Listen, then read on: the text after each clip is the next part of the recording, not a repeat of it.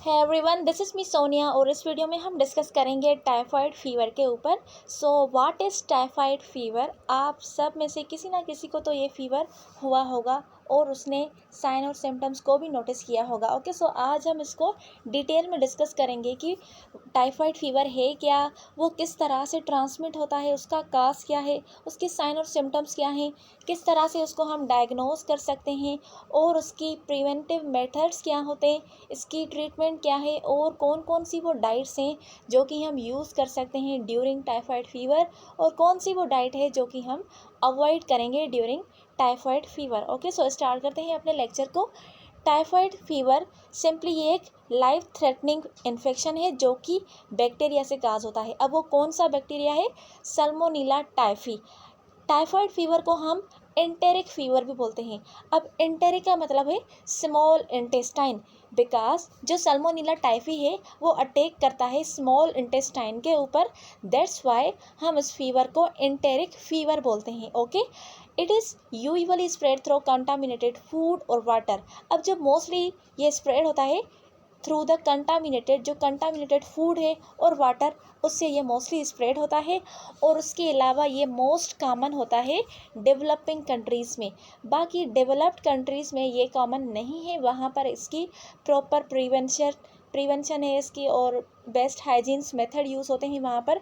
लेकिन जो developing countries है, जैसे हमारे पास पाकिस्तान हो गया और उसके अलावा जो भी डेवलपिंग कंट्रीज़ है उसमें ये फीवर ज़्यादा मोर कॉमन होता है। ओके, ये है वो सल्मोनेला टाइफी। बेसिकली ये बेसिलाई होते हैं रोड शेप में और इसको आप ये फ्लैजिला भी देख सकते हैं, इसको फ्लैजिला भी होते हैं। ओके, अब ये किस तरह से काज करता है, किस तरह से ये स्प्रेड होता है, तो जो इसका स्प्रेड वाला रूट है, टाइफाइड फीवर प्राइमरली स्प्रेड होता है थ्रू कंटामिनेटेड फूड और water as well as person to person contact से भी ये हो सकता है।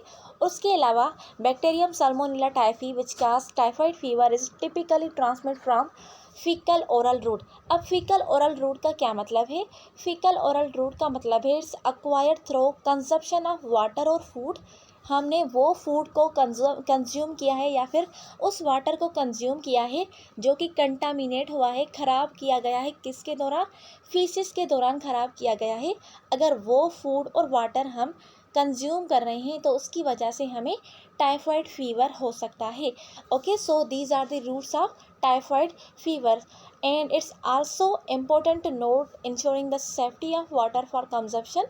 आपने जो भी वाटर इनटेक कर रहे हैं तो उसको आपने सेफ़ और बॉयल करके लेना है। अगर आपके पास साफ़ पानी नहीं है तो आप उसको बॉयल करके पी सकते हैं, जिससे क्या होगा, इन्फेक्शन होने के रिस्क डिक्रीज़ हो सकते हैं आपके अंदर। Okay, and also typhoid fever या फिर टाइफाइड जो सल्मोनेला टाइफी है उसकी ट्रांसमिशन को भी रिड्यूस कर सकते हैं by taking safe water. Okay, अब देखते हैं कि किस तरह से काज करता है। सो मोस्टली जो ये बैक्टीरिया है सल्मोनेला टाइफी, ये हमें पता है हमने ओरोफिकल रूट से ले लिया या फिर कंटामिनेटेड फूड और वाटर कंज्यूम किया है, जिसकी वजह से ये अब हमारे गैस्ट्रो इंटेस्टाइनल सिस्टम में आ गया। ओके, गैस्ट्रो इंटेस्टाइनल सिस्टम में आने के बाद जो इंटेस्टाइनल लाइनिंग है वहाँ पर ये आप ग्रीन कलर का बैक्टीरिया देख सकते हैं। ये क्या कर रहा है? अंदर जा रहा है। अंदर जाने के बाद ये क्या रिलीज़ करता है? Pro inflammatory cytokines. Pro inflammatory cytokines के बाद वहाँ पर इन्फ्लामेटरी रिएक्शन जनरेट होता है, इन्फ्लामेशन हो जाती है स्मॉल इंटेस्टाइन की लाइनिंग में। इन्फ्लामेशन होने के बाद आपको एब्डोमेन में ज़्यादा पेन होगा और उसके अलावा सीवियर डायरिया भी हो सकते हैं। और अगर इन्फ्लामेशन हो जाए गैस्ट्रिक लाइनिंग में तो उसको हम बोलते हैं गैस्ट्रो इंटेराइटस। गैस्ट्रो यानी स्टमक, इंटेराइटस यानी स्मॉल इंटेस्टाइन और आइटस शो करता है इन्फ्लामेशन को, यानी स्टमक और इंटेस्टाइन की लाइनिंग में इन्फ्लामेशन हो जाती है। और उसके बाद क्या होता है? बैक्टीरिया स्मॉल इंटेस्टाइन से पास होकर, स्मॉल इंटेस्टाइन की लाइनिंग से पास होकर ब्लड स्ट्रीम्स में चले जाते हैं। ब्लड स्ट्रीम्स में चले जाने के बाद वो क्या करते हैं? बैक्टीरिया का मतलब है ब्लड में बैक्टीरिया का अमाउंट। देन इसको हम बोलते हैं एंटेरिक फीवर, बिकॉज जो बैक्टीरिया है वो कहाँ से आया? जो इंटेस्टाइनल लाइनिंग है वहाँ से ब्लड स्ट्रीम में आया।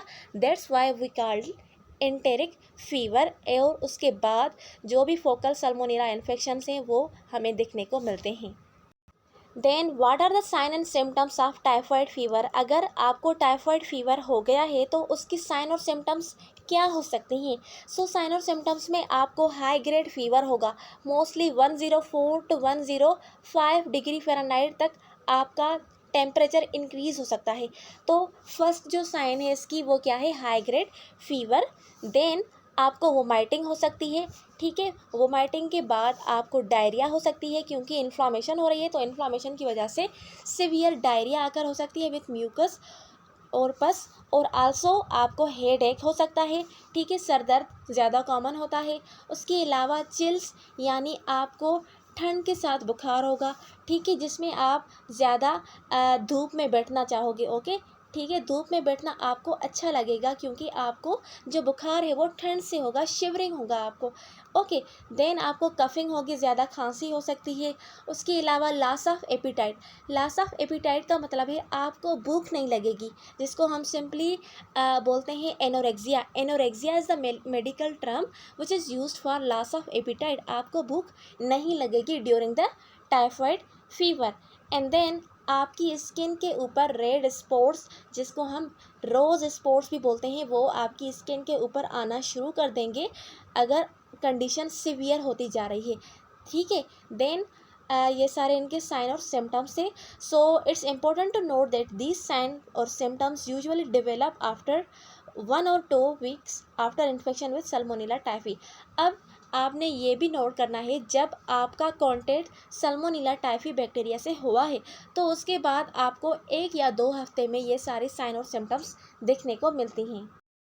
देन आते हैं इसके कॉम्प्लिकेशंस के ऊपर। कॉम्प्लिकेशंस इसके क्या हो सकते हैं अगर आप टाइफाइड फीवर को सही वे से ट्रीट नहीं कर रहे हैं, सही वे से आप एंटीबायोटिक्स और अपनी हाइजीन को मेंटेन नहीं कर रहे हैं, तो उसकी वजह से कौन सी कॉम्प्लिकेशंस हो सकती हैं ड्यू टू टाइफाइड फीवर। तो सबसे पहले टाइफाइड इंटेस्टाइनल परफोरेशन।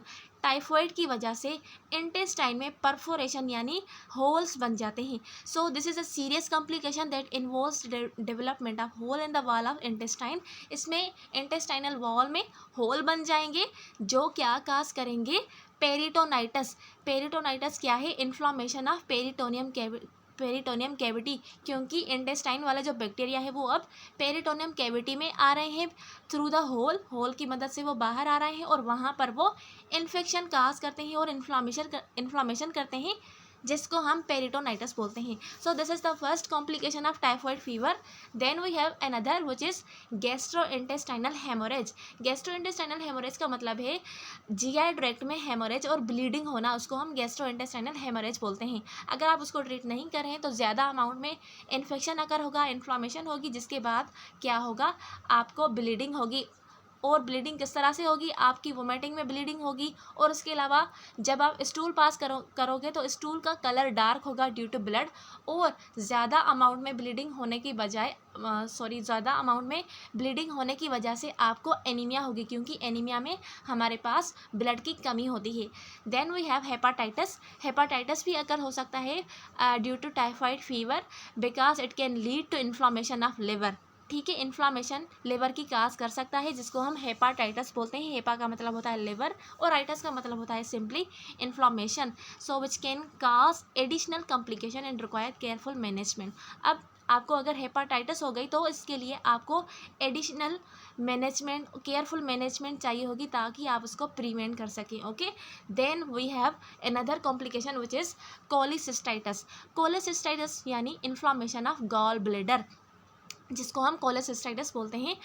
अब ये क्यों अगर होता है, ये भी कॉम्प्लिकेशन है टाइफाइड फीवर का। इसके लिए भी हमें बेस्ट मेडिकल इंटरवेंशन चाहिए होती है। और उसके बाद मायोकार्डाइटिस। अब मायो का मतलब, मायो जो है वो सिंपली हार्ट के जो मसल्स होते हैं उनको शो कर रहा है। कार्डिया का मतलब होता है हार्ट और आइटस का मतलब है इन्फ्लामेशन, यानी मसल्स ऑफ हार्ट की इन्फ्लामेशन हो जाए तो उसको हम मायोकार्डाइटिस बोलते हैं। So this is the inflammation of heart muscle which can lead to complication such as, इसकी वजह से आपको इरेग्युलर हार्ट बीट्स हो सकती हैं और different type of cardiac issues हो सकते हैं। देन शोक। आपको शॉक भी हो सकता है due to typhoid fever. It can lead to shock, a life threatening condition that require immediate medical intention. अब जो शॉक है वो एक लाइफ थ्रेटनिंग कंडीशन है जिसके लिए आपको इमीडिएट मेडिकल अटेंशन की ज़रूरत होती है। और लास्ट जो इसकी कॉम्प्लिकेशन है वो क्या है? Neuropsychiatric complication. न्यूरोसाइकेट्रिक कॉम्प्लिकेशन में सिंपल जो इंडिविजुअल्स हैं विथ टाइफाइड फीवर वो न्यूरोसाइकेट्रिक कॉम्प्लिकेशंस डेवलप करते हैं जिसमें आपको multi drug resistant typhoid fever की वजह से ये सारे सिम्टम्स दिखने को मिलती हैं। तो ये थी इनकी कॉम्प्लिकेशंस। नाउ हम देखेंगे कि हमने टाइफाइड की काजेज़ भी पढ़ लिए, उसके रूट ऑफ ट्रांसमिशन भी पढ़ लिए, उसकी साइन और सिम्टम्स भी पढ़ लिए और कॉम्प्लिकेशन भी पढ़ लिए। तो नाउ हम उसको डायग्नोज करेंगे। तो किस तरह से हम डायग्नोज करेंगे टाइफाइड फीवर को? सबसे पहले हम ब्लड कल्चर करेंगे। ब्लड कल्चर से हम सिंपली सैंपल लेंगे ब्लड का और उसमें हम सल्मोनेला टाइफी बैक्टीरिया की प्रेजेंस को डिटेक्ट करेंगे। अगर वो प्रेजेंट होगा तो इट मीन्स टाइफाइड फीवर है और अगर नहीं होगा तो इट मीन्स टाइफाइड फीवर नहीं है, वो नेगेटिव आएगा। देन स्टूल कल्चर, क्योंकि हमें पता है स्टूल में ब्लड वगैरह आता है और उसके साथ साथ जो टाइफाइड फीवर में क्या होता है, सल्मोनेला टाइफाई गैस्ट्रोइंटेस्टाइनल सिस्टम की जो लाइनिंग है उसको इन्फेक्ट करता है। तो स्टूल में हमें सल्मोनेला टाइफाई भी मिल सकता है, इसीलिए हम स्टूल कल्चर करेंगे। Then Widal test. अब ये वाइडल टेस्ट क्या है? This is the most important test which name is Widal test. इसको हम सीरोलॉजिकल टेस्ट भी बोलते हैं, that can be use to detect antibodies. इसमें क्या होता है, सल्मोनेला टाइफी के अगेंस्ट हमारी जो बॉडी है वो एंटीबॉडीज़ बना देती है। तो उनको डिटेक्ट करने के लिए हम वाइडल टेस्ट करते हैं। ओके, अगर आपको एंटीबॉडीज़ मिलती हैं तो it means typhoid fever positive है और अगर नहीं मिलती तो इट मीन्स वो नेगेटिव है। देन रैपिड डायग्नोस्टिक टेस्ट, जिसको हम RDTS भी बोलते हैं। रैपिड डायग्नोस्टिक टेस्ट में हम क्या करते हैं, सिंपली इसमें हम टाइफाइड फीवर को ही डिटेक्ट करते हैं। So these test are design to provide quick and accurate result and they are commonly use in health facilities around the world. तो ये वो सारी टेस्ट हैं जो हमें क्विक और एक्यूरेट रिजल्ट प्रोवाइड करते हैं for diagnosis of the typhoid fever, और मोस्टली ये हर हेल्थ फैसिलिटीज़ में अराउंड द वर्ल्ड यूज़ होती हैं। तो इस तरह से हम टाइफाइड फीवर को डायग्नोस करेंगे। डायग्नोस करने के बाद हम देखेंगे how to prevent typhoid fever. Typhoid fever को किस तरह से हम प्रिवेंट करेंगे। सो प्रिवेंशन के लिए हमें वैक्सीनेशन की ज़रूरत होती है। So there are 2 types of vaccine available for typhoid fever. Typhoid fever के लिए 2 मेन टाइप से वैक्सीन्स के जो कि अवेलेबल हैं। जो एक है वो होती है इनएक्टिवेटेड या फिर किल्ड वैक्सीन। उसमें क्या होता है, जो सल्मोनेला टाइफा है वो किल्ड फॉर्म में दिया जाता है और दूसरा जो है वो लाइव होता है या फिर वीकेंड वैक्सीन जिसको हम बोलते हैं। सो ये इम्पोर्टेंट है, आप अपने हेल्थ केयर कंसल्टेंट से इंफॉर्मेशन लें ताकि वो आपको अच्छे नमूने से डिटरमाइन करके बताएगा कि आप कौन सी वैक्सीन के लिए आपके लिए जो वैक्सीन है वो कौन सी सुइटेबल है। तो उसके हिसाब से ही आप वो वैक्सीन लगवा सकते हैं। स्पेशली फॉर इंडिविजुअल्स जो ट्रैवलिंग करते हैं उन एरियाज़ में जहाँ पर टाइफाइड फीवर होने के रिस्क ज़्यादा हैं, ठीक है, तो वो क्या करें, वैक्सीनेशन करवा दें पहले से ही। अब वो कौन से वैक्सीन से, टाइप्स ऑफ वैक्सीन में हम देखें तो number 1 is inactivated typhoid vaccine. अब ये इंजेक्टेबल वैक्सीन है, इसको हम बूस्टर डोज भी बोलते हैं, which is required after every 2 years and it can also be given to children 2 year और ओल्डर। ठीक है, ये इनएक्टिवेटेड टाइफाइड वैक्सीन है। Then number 2 is live typhoid vaccine, जिसको हम ओरली देते हैं। इसके 4 डोज होते हैं in 1 week and it provides protection for about 5 years। ये 5 साल तक प्रोवाइड करता है protection for typhoid fever and it can also be given to people 6 year और ओल्डर। 6 साल या 6 से ज़्यादा साल वाले जो बच्चे हैं उनको भी हम ये देख सकते हैं। और उसके बाद है अब बूस्टर वैक्सीनेशन। ये क्या है, ये after 5 year of people at risk. हम उन पेशेंट्स को देते हैं, उन पीपल्स को देते हैं जो कि रिस्क पर होते हैं टाइफाइड फीवर के लिए, ठीक है, 5 सालों के बाद। देन टाइबर, जिसको हम TCV बोलते हैं, is a typhoid conjugate vaccine manufactured by Bharat Biotech, can be administered to infant 6 month। जो 6 माह वाले बच्चे हैं उनको, या फिर उससे जो थोड़े बड़े हैं तो उनके लिए हम TCV टाइफाइड वैक्सीन यूज़ करते हैं। और इसका जो डोज़ है वो मोस्टली 0.5 ml दिया जाता है और ये IM प्रोवाइड करते हैं हम, और इसकी जो प्रोटेक्शन है वो लॉन्ग टर्म है। ओके, उसके अलावा कौन कौन सी वो एक्टिविटीज़ हैं जो कि हम करके टाइफाइड फ़ीवर से खुद को प्रिवेंट कर सकते हैं। सो नंबर वन है सेफ़ फूड। आपने सेफ़ फूड लेना है, वाटर भी सेफ़ लेना है। सो वो एरियाज़ जहाँ पर टाइफाइड फ़ीवर ज़्यादा है, सो वहाँ पर आपने एहतियातन फूड और वाटर को यूज़ करना है। बिकॉज़ वो क्या काज़ कर सकते हैं, टाइफाइड फ़ीवर काज़ कर सकते हैं। तो वहाँ पर आपने वाटर को बॉयल करना है, अच्छे नमूने से अपने फूड को कुक करना है, और सही से फूड्स जो वेजिटेबल्स हैं उनके छिलके सही से निकालने हैं, उसको सही से साफ़ करके पकाना है, और उसके बाद आपने उनको ईट करना है। And avoiding consume potentially contaminated items. जो भी कंटामिनेटेड आइटम्स हैं उनको कंज्यूम करने से अवॉइड करें। ठीक है, ये बेस्ट मेथड है to prevent from typhoid fever. Then आप टाइफाइड फीवर के लिए एंटीबायोटिक्स ट्रीटमेंट लें। If an individual is diagnosed with typhoid fever, अगर किसी इंडिविजुअल को टाइफाइड फीवर हो गया है तो उसके बाद आप टाइफाइड फीवर को ट्रीट करने के लिए एंटीबायोटिक ट्रीटमेंट ले सकते हैं। So it's essential to follow the health care providers instruction for taking antibiotics. अब ये आपने खुद नहीं लेनी, इसके लिए भी आपने हेल्थ केयर प्रोवाइडर्स के पास जाना है और उससे इंस्ट्रक्शन लेनी है कि आपने कौन सी एंटीबायोटिक्स लेनी है to prevent further spread of infection. अगर आप एंटीबायोटिक्स नहीं ले रहे हैं तो उसकी वजह से जो इस इन्फेक्शन है वो स्प्रेड हो सकता है to the other parts of body, और उसके बाद आपको डेथ भी हो सकती है अगर आप ये सीवियर कंडीशन हो गई। इसीलिए आपने वक्त पर इसको डायग्नोज करवाकर एंटीबायोटिक ट्रीटमेंट लेनी है। देन पर्सनल हाइजीन आपने अपनी गुड रखनी है। ठीक है, practicing good personal hygiene such as regular hand washing. आपने हैंड वॉश करने हैं अपने अच्छे नमूने से, and it can also contribute to preventing the spread of typhoid fever. So these preventive measures are particularly important for individual traveling to regions where typhoid fever is endemic। अब ये जो सारी प्रिवेंटिंग मेजर्स है ये सबके लिए लाजमी है, और उसके साथ साथ वो बंदे जो मोस्टली ट्रैवल करते हैं उन एरियाज़ में जहाँ पर टाइफाइड फीवर एक एंडेमिक है, ज़्यादा अमाउंट में वहाँ पर टाइफाइड फीवर हो रहा है, तो वो ज़्यादा रिस्क पर होते हैं with the exposure of bacterium Salmonella typhi. इसीलिए उनको ये सारी स्ट्रेटजीज़ फॉलो करनी है ताकि वो खुद को प्रिवेंट कर सकें टाइफाइड फीवर से। ओके, देन ट्रीटमेंट के लिए एंटीबायोटिक्स कौन सी हैं? एम्पिसिलिन, ठीक है, जिसका डोजेज है 100 मिलीग्राम पर केजी। टीआईडी या फिर क्यूआईडी 3 बार या फिर 4 बार लेना है, और उसका जो रूट है वो ओरल है, ओरली आप इसको लेंगे। एमोक्सिसिलिन प्लस में प्रोबेनिसिड, इसका जो डोजेज है वो 30 मिलीग्राम पर किलोग्राम है, और इसका जो रूट है वो है ओरल। और उसके बाद another antibiotic which is co-trimoxazole, ठीक है, इसका जो डोजेज है वो 4 से 20 मिलीग्राम पर किलोग्राम है, और ये हम बीआईडी यानी दो बार देते हैं। देन सिप्रोफ्लेक्सासिन, इसका डोजेज है 1500 मिलीग्राम, ठीक है, और ये भी ओरल दिया जाता है। और उसके अलावा नॉरफ्लेक्सासिन, इसका जो डोजेज है वो नॉर्मल वो क्या है 80 मिलीग्राम, बीआईडी 2 बार ही देनी है और ओरल वे में देनी है, ओरल रूट से देनी है। नाउ वो कौन सी डाइट है जो आपने इंक्लूड करनी है ड्यूरिंग टाइफाइड? तो योगर्ट आपने लेनी है, दलिया लेना है, और कोकोनट वाटर लेना है। बॉटल्ड वाटर आपने यूज़ करना है क्योंकि जो आम वाटर है उससे आपको इन्फेक्शन मज़ीद बढ़ने का चांस होता है। उसके अलावा वाटरमेलन और ग्रेप्स लेने हैं, बॉइल्ड पोटैटो खाने हैं, प्लेंटी ऑफ फ्लूइड्स और वाइट राइसेस, ये सारी चीज़ें आप अपने डाइट में लेंगे ड्यूरिंग टाइफाइड। ओके, अब वो कौन सी डाइट है जो आप अवॉइड करेंगे ड्यूरिंग टाइफाइड? रॉ वेजिटेबल, कच्ची सब्जियां आपने नहीं खानी, क्योंकि हमें पता है कच्ची सब्जियां से ज़्यादा रिस्क होता है इन्फेक्शन के स्प्रेड होने का।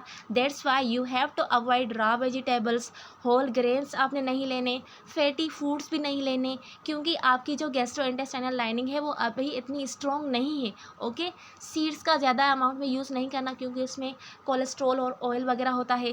देन ड्राइड फ्रूट्स भी नहीं लेने आपने, स्पाइसी फूड्स भी नहीं लेने, क्योंकि वो क्या करेंगे आपके गैस्ट्रो इंटेस्टाइनल लाइनिंग को इरिटेट करेंगे, आपको पेन होगा। दैट्स वाई आपने स्पाइसी फूड्स भी नहीं लेने, नट्स भी नहीं लेने, और उसके साथ आपने लेग्यूम्स भी नहीं लेने। तो ये वो सारी डाइट थी जो आपने अवॉइड करनी है ड्यूरिंग टाइफाइड फीवर।